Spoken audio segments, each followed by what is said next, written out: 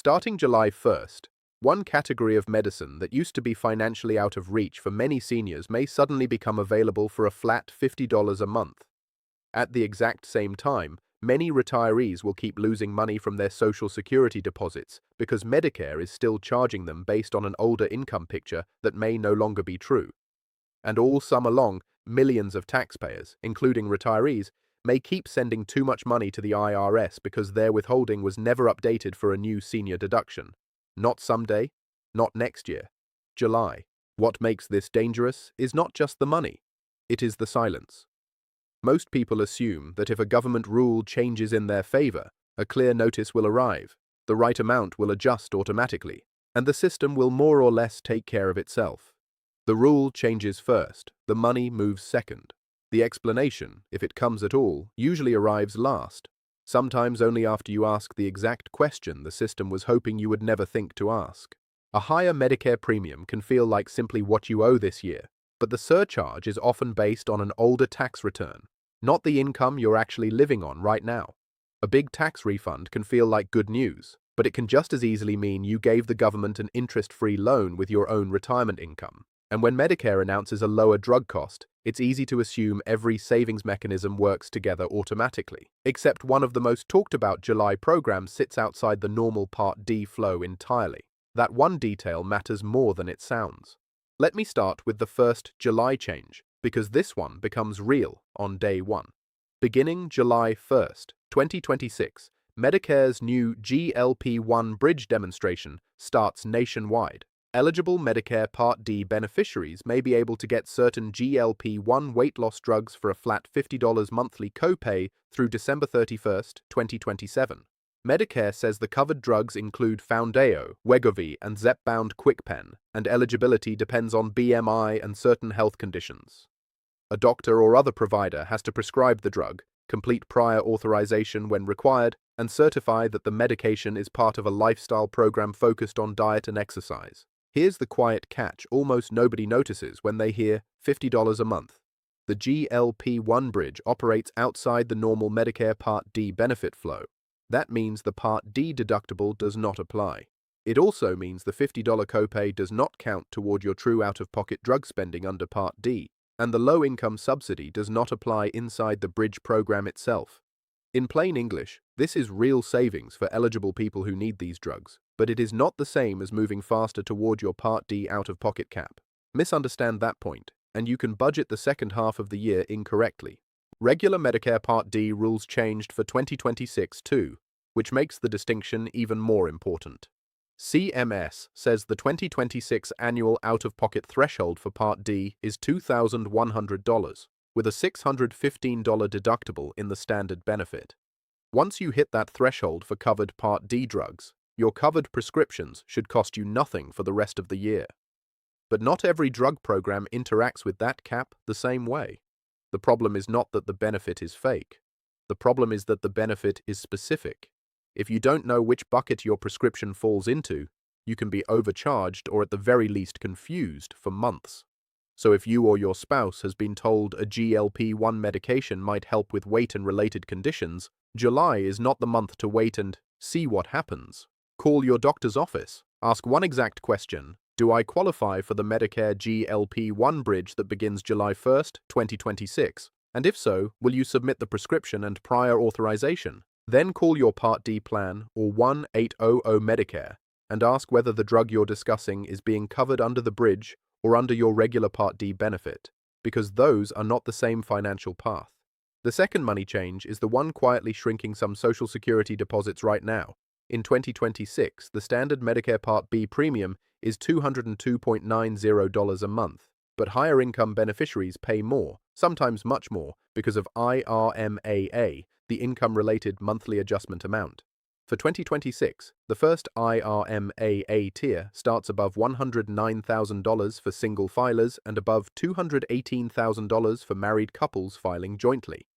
In that first tier, Part B rises to $284.10 a month, and the Part D surcharge adds another $14.50 on top of the plan premium.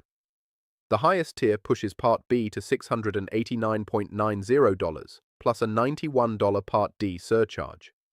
The part most people miss is the tax year lag. Social Security uses prior tax return data to determine those 2026 surcharges. So if your income was high in 2024 because you were still working, sold property, took a large retirement account distribution, had a Roth conversion, or experienced another one-time spike, your July 2026 Medicare charges may still be pricing you like that higher income year never ended.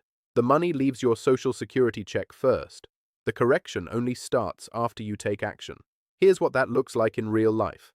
Imagine a married couple, both 68, who sold a small rental property in 2024 and temporarily pushed their income above the first IRMAA threshold. They retired after that. Their 2026 income is far lower now, but because they never filed SSA 44, each spouse is still paying roughly $95.70 more per month than the standard Part B plus baseline Part D structure would suggest at the first tier.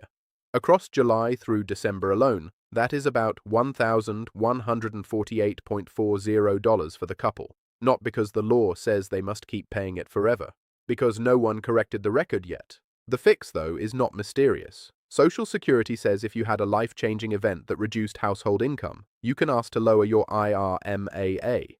The official mechanism is Form SSA 44. Qualifying events include marriage, divorce, death of a spouse, work stoppage, work reduction, loss of income producing property, loss of pension income, and an employer settlement payment. If that sounds like your household, July is a very expensive month to do nothing. Call Social Security at 1-800-77-21213 and say this plainly. I want to request a lower Medicare IRMAA because my income went down after a life-changing event. Ask whether SSA 44 is the right path for your situation, what evidence they want, and whether they need your more recent return, an estimate, or employer or pension documentation. Don't assume filing your next tax return will automatically fix the current year fast enough. It often won't. That's what the form is for. The third July money issue is less dramatic on the surface and more expensive over time. It is withholding. The IRS says people 65 and older may be eligible for an additional $6,000 deduction per person for tax years 2025 through 2028, with a phase-out starting above $75,000 for single filers and $150,000 for joint filers. This is in addition to the existing senior standard deduction rules. And the IRS says its updated tax withholding estimator now lets millions of taxpayers account for these new deductions and related law changes when calculating withholding. Here's the assumption that trips people up.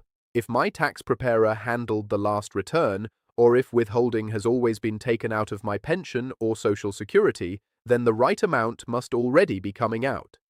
Withholding, though, is often sticky.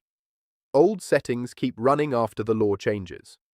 So if this new deduction lowers what you'll actually owe, but your pension withholding or voluntary Social Security withholding was never adjusted, then every month from July forward may still be sending extra money out of your household for no good reason. A refund next spring does not erase that. It just means your own cash sat in somebody else's hands. Social Security withholding is adjustable too.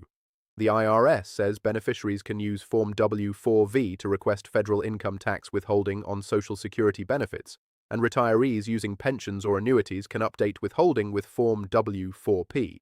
The IRS estimator is designed to help taxpayers decide whether those settings should change.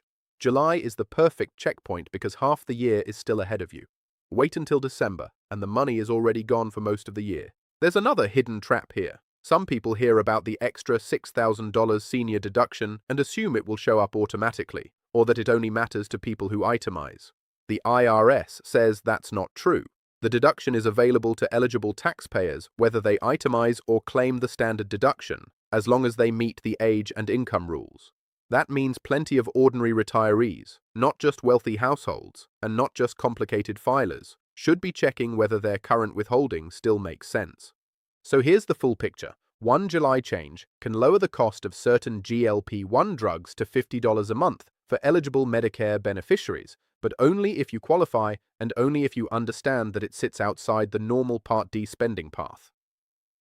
Another July money drain is already shrinking some Social Security deposits because 2026 Medicare surcharges may still be based on an outdated income year unless you file SSA 44 after a qualifying life change.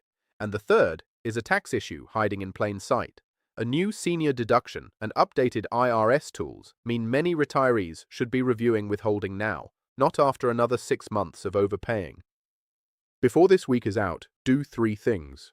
First, if weight loss medication has been discussed in your household, call your doctor and ask whether you qualify for the Medicare GLP-1 bridge starting July 1st. Second, look at your Medicare premiums and ask whether a 2024 income spike is still haunting your 2026 Social Security deposit. If it is, call Social Security about SSA 44. Third, review your 2025 and 2026 tax situation and use the IRS withholding tools to see whether your pension or Social Security withholding is now too high. 3 calls, 3 checks, 1 week. That is the difference between being told what happened later and stopping the loss now. If this helped you, send it to one person who is on Social Security, on Medicare, or living on retirement income and still assumes the system automatically corrects itself. It does not. People protect themselves when they know what to ask. Subscribe, turn on the bell, and stay with this channel, because the whole reason we do this is simple: to help seniors avoid preventable financial loss before the deadline passes.